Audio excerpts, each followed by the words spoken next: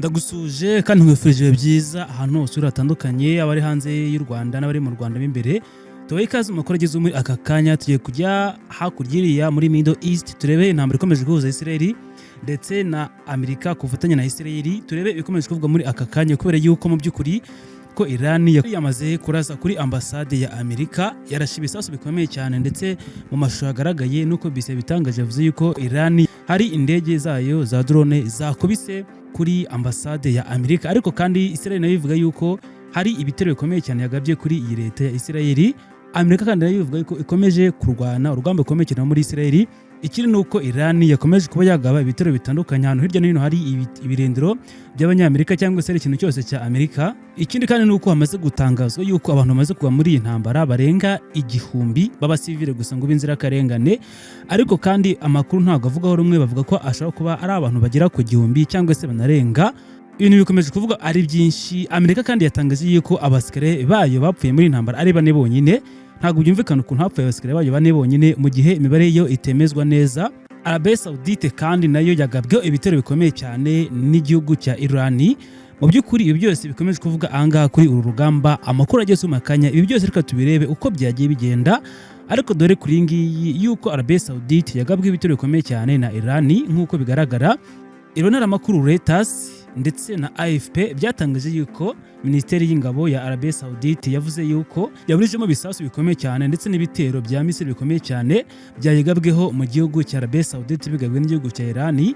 Ibitero byagabwe mu murwa mukuru wa Riyadh muri iki gihugu cya Arabie Saoudite. Ibitero bikomeye cyane byari bigabwe n'igihugu cya Iran bigamije kwihorera ku bitero Iran igabwaho. Hagati aho ariko ikigo cy'itangazamakuru cya Arabie Saoudite kigaragaza yuko indege 9 zitagira abapilote zarashwe muri icyo gihugu zikaraswa. Abayobozi ba Arabie Saoudite nabo ntibaragira icyo batangaza kuri kino gitero cyagabwe kuri Arabie Saoudite. Arabie Saoudite izira yuko iri kugira rukomeye cyane muri iyi ntambara ya Iran. Ikindi nuko ibirindiro bya Amerika biri muri Arabie Saoudite Iran ishaka ko yabirasaho. Ikindi ngo nuko Arabie Saoudite yakomeje guha ubutaka bwo kwifashisha Amerika ndetse na Israel bikabarasaho. Ambasade ya Amerika kandi yagabwe ibitero bikomeye cyane na Israel, ivuga yuko ishaka guhabya ikintu cyose ndetse igatsemba ikintu cyose kijyanye na Israel ndetse ikayaha gasope cyane kubera ko ngo yararengereye. Uko ibitero byagabwe kuri ambasade ya Amerika byagenze, Iran yatangije ibitero byinshi ku birindiro bya Amerika ndetse n'inshuti zayo hagati zayo ahantu hatandukanye mu karere k'uburasirazuba bwo hagati hirya no hino. Amashusho agaragazwa na BBC Verify agaragaza inyubako ya ambasade ya Amerika iri i Dubai irimo gushya ndetse nyuma yo kuraswa n'indege itagira abapilote ku mugoroba wo kuwa kabiri. Iyi ambasade ya Amerika iri muri Dubai yarashwe n'indege zitagira abapilote za drone za Iran. Hanyuma iyi ambasade irashya irakongoka nk'uko BBC ibisobanura. Video imwe igaragaza ikintu gisa nkaho ari drone isekuye kuri ambasade, mu gihe indi igaragaza umuriro waka imbere muri iyo nyubako n'umwotsi w'umukara uzamuka mu kirere hejuru uvuye kuri ambasade irimo gukongoka. Minisitiri w'ububanyi n'amahanga wa Amerika Marco Rubio mu kiganiro ajyanye n'itangazamakuru mu ijoro ryakeye yemeje yuko indege itagira abapilote ya drone yagonze aho imodoka zihagarara hafi y'inyubako y'ikigo cy'ubucuruzi. Aho ngaho arabihamye. Rubio yagize ati abakozi bose ni bazima. Yongeraho ati birumvikana ko twagize amahirwe menshi, ariko ambasade zacu n'ibigo byacu bya diplomasi byatewe mu bitero bitaziguye bivuye mu butegetsi bw'iterabwoba bwa Iran. Yemeza ko ambasade yabo yarashweho, gusa ariko ashimangira ko nta muntu n'umwe wapfuye aguye muri ambasade muri ibyo bitero byagabwe na Iran. Kuva kandi intambara yatangira, Amerika yatangaje umubare w'abasirikare bayo bamaze kuva muri iyi ntambara. Ivuga yuko abasirikare ba Amerika bamaze kuba muri iyi ntambara ari abasirikare bane bonyine kuva ngo iyi ntambara yatangira. Gusa ariko ibi ngibi ntabwo abenshi babyumva. Igisirikare cya Amerika cyashyize ahagaragara umwirondoro w'abasirikare bayo baguye muri intambara uko ari 4. Gusa ariko ivuga ko abantu baguye muri intambara y'abasirikare ari 4 bonyine kuva intambara yatangirwa muri Leta Zunze Ubumwe za Amerika. Abasirikare 6 bapfuye ubwo sisiteme y'indege itagira umupilote yakwepaga ubwirinzi bw'ikirere igakubita ku kigo cy'ubuyobozi bw'ingabo za Amerika cyitwa Port Sheba muri Kuwait ku cyumweru. Abayobozi bakuru ba gisirikare muri Amerika US Control Command babanje kuvuga yuko abasivile 3 bapfuye muri icyo gitero, ariko abategetsi bemeza yuko ku wa mbere ko umubare w'abapfuye wikubye kabiri wari watangajwe mbere. ni nyuma y'uko umuntu umwe apfuye nyuma yo gukomereka, indi mirambo ibiri iboneka mu bisigazwa byayo. Abantu 6 nibo gusa ngo bapfuye nk'uko byemejwe n'igisirikare cya Leta Zunze Ubumwe za Amerika kuva ngo intambara ihuza na Iran yatangira. Israel kandi ishimangira ko yagabye ibindi bitero bikomeye cyane kuri Iran kuri uyu munsi nk'uko leta ya Israel yakomeje bitangaza. Israel kandi yagabye ibitero bishya kuri Iran kugeza uyu munsi, mu gihe Amerika yatangaje abasirikare bayo bishwe muri uru rugamba kuva intambara yatangira. Israel kandi ivuga yuko ikirimo kugaba ibitero bikomeye cyane bishya kuri Iran kugeza n'uyu munsi, kandi ko bitazahagarara vuba aha ngaha, nyuma y'uko icyo gihugu cyatangaje yuko cyagabye ibitero ku kigo cy'ubuyobozi bwa Iran kuwa kabiri. Ibi bikaba mu gihe Amerika itangaza yuko abasirikare bayo 4 biciwe muri iki gitero baguye muri Kuwait mu gitero cya drone ku cyumweru, umunsi umwe nyuma y'uko Israel na Amerika bagabye igitero kuri Iran. Amerika yatangaje yuko abasirikare bayo 4 aribo gusa ngo biciwe muri iki gitero nk'uko Amerika ibitangaza. Hagati ariko Israel na Hezbollah bagabye igitero muri Libani, aho barasanaho ibisasu bikomeye cyane bya misile, mu gihe umutwe w'intagondwa ushyigikiwe na leta ya Iran wihorera ku iyicwa ry'umutegetsi w'ikirenga wa Iran Ayatollah Ali Khamenei. Bavuga ko kandi bazakomeza kumuhorera kugeza bitarangiye. Hezbollah ivuga yuko yabase ikigo cya gisirikare cya Haifa mu majyaruguru ya Israel. Igisirikare cya Israel cyavuze nyuma yaho gatoya yuko ibisasu byinshi byabonetse kandi yuko byinshi muri byo ngo byasamwe bitageze ku ntego zabyo. Ikindi ngo hari ibindi bisasu ngo byarashwe. Israel kandi ikomeza ishimangira yuko ngo yafashe misile nyinshi yamize zivuye muri Iran, ubwo Iran ikomeje kwigabaho ibitero. Igisirikare cya Israel kivuga yuko Iran irimo kwihorera cyane ku bitero bishyashya ariko abakuri Israel buri munsi. Mu masaha make ashize Israel yavugije impuruza iburira ku bisasu bya misile byatewe biva muri Iran. Nyuma ibyuma bisakuza byavuze, ndetse kandi abanya-Israel bakiriye ubutumwa bwo kubaburira bwo kuri telefone zigendanwa bubategeka kujya kureba aho bikinga ndetse no kuhaguma bakaba bihishe mu gihe gitoya bagitegereje igikurikira kugeza bahawe andi mabwiriza. Ni mu gihe muri kino gihugu abenshi bamaze gucukura indake ndetse bahabwa amabwiriza yuko mu gihe runaka bazajya bajyamo bakaba bihishe. Israel kandi ivuga yuko yanagenzuye ibiturika byatewe muri Libani, aho ibitero bya Israel byarashwe ku mutwe wa Hezbollah. Ibisasu bya misile hamwe n'ibiturika byafashwe, ndetse n'amakuru yahise amenyekana y'abapfuye ndetse n'abakomeretse nk'uko Israel ibivuga. Ni mu gihe kandi abasivile barenga 1000 bamaze kwicirwa muri Iran. Ibi ngibi bivugwa n'ishyirahamwe riharanira uburenganzira bwa muntu no kwishyira ukwizana. Ishyirahamwe ryitwa HRANA riharanira uburenganzira bwa muntu rifite icyiciro muri Amerika rivuga yuko abasivile bagera ku 97,000 bamaze kwicirwa muri Iran kuva ku tariki 28 z'ukwezi kwa kabiri 2026 kuva intambara ihuza Iran, Amerika na Israel yatangira muri Iran. Kino kigo gishinzwe kwita ku kiremwa muntu kivuga yuko muri abo bantu bapfuye 181 ari abana bari munsi y'imyaka 10, mu gihe abasivile n'abandi bakomeretse ngo kugeza uyu munsi bamaze kugera ku 5,000. Gusa ikigo cya gisivile kivuga yuko abakomeretse bamaze kurenga uyu munsi 5,402. Kino kigo kandi gishinzwe kwita ku burenganzira bwa muntu kivuga yuko habaye ibitero bigera kuri 104 mu masaha 28 ashize gusa. Bakomeza bagira bati bateye ibigo bya gisirikare, ibigo by'ubuvuzi hamwe n'aho abantu baba. Biracyatekerezwa yuko hari abandi bantu baba bapfuye ariko bataramenyekana ngo baguye muri ibi bitero nk'uko kino kigo gishinzwe kwita ku burenganzira bwa muntu kibisobanura. Mu gihe kandi gusezera kuri Ayatollah Ali Khamenei biteganijwe gutangira muri iyi minsi ya vuba, Israel ikomeje kugaba ibitero bikomeye cyane, inavuga yuko uwamusimbuye nawe ari we nguri muri target kandi ngo ari uzakurikira.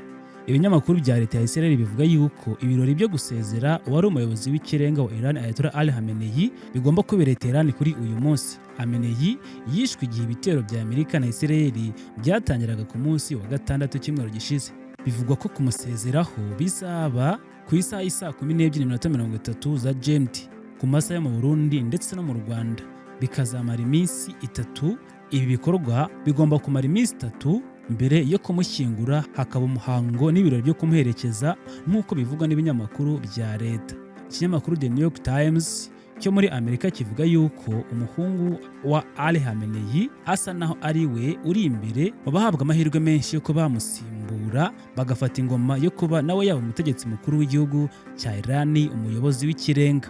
kandi yuko ingingo ishobora gufatwa hakiri kare ndetse no mu gitondo cyo kuri uyu munsi. Israel kandi ivuga yuko uzamusimbura wese mu gihe azakomeza ibikorwa bya nucleaire nawe ngo ashobora kuba yazabirasirwamo akabizira. Umuyobozi umwe wo mu gihugu cya Israel yemeza yuko uwo ari we wese uzahirahira ashaka kurasa ibitero kuri Israel ndetse agahorera Hameneyi ngo nawe ashobora kuzaraswa, ndetse uwo ari we wese ngo uzagira umugambi wo kurasa kuri Irani, gutera ubwoba Amerika ndetse no gukumira abanyagihugu ba Irani bose ngo ntabwo bizakunda. Akomeza asaba ibiganiro yuko ari byo ngo byakemura ibibazo n'amakimbirane. Ibintu kandi byakomeje kuba bikurushaho kuko abanya-Irani baganira na BBC banenze ibitero, banavuga yuko bamaze kurambirwa cyane. Bamwe mu batanze ubuhamya bavuga yuko barambiwe bino bitero bya buri munsi, ko bavuga ko bashaka amahoro, mu gihe Israel itangaza yuko irimo gukora ibikorwa byose byo kugaba ibitero bishya kuri Irani, kandi ikaba yagaba ibitero byagutse byo muri Irani, cyane cyane muri Tehran mu murwa mukuru. Ivuga yuko ikomeje kwibasira ibikorwa remezo bya leta. BBC yakomeje ivugana n'abaturage batuye muri Tehran mu murwa mukuru wa Iran. Abagabo babiri batandukanye batanze ubuhamya batuye muri Tehran, benshi bavuze ko banenga bino bitero. Umugabo umwe uri mu kigero cy'imyaka 30 y'amavuko yagize ati: ndacyumva ibisasu biturika hirya no hino mu gihugu cyacu Tehran, cyane cyane mu murwa mukuru Tehran, gusa ndarambiwe, ntabwo nishimye kubera yuko ubutegetsi bushobora guhinduka. Oya, ndananiwe gusa kandi ntabwo nzi ikizakurikira. Undi mugabo uri mu kigero cy'imyaka 20 y'amavuko nawe yavuze ko amaze kurambirwa.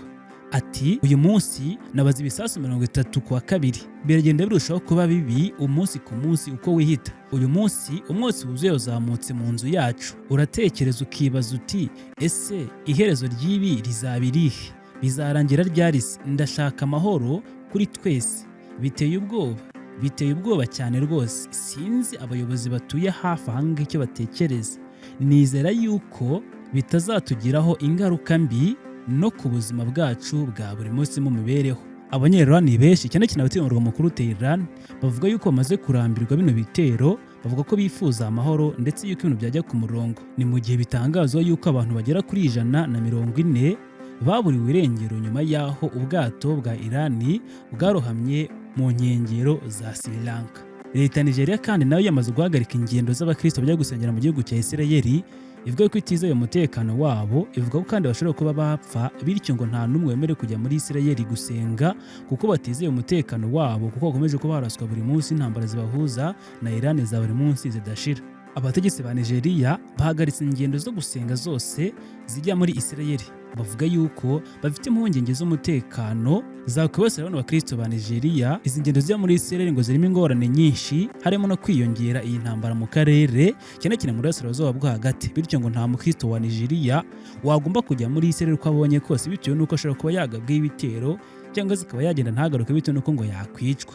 Iyo ngingo yatangajwe n'ishyirahamwe ry'abakristo bo muri Nigeria risanzwe rishinzwe gutunganya no gutegura ingendo zo gusenga z'abakristo muri kino gihugu cya Nigeria.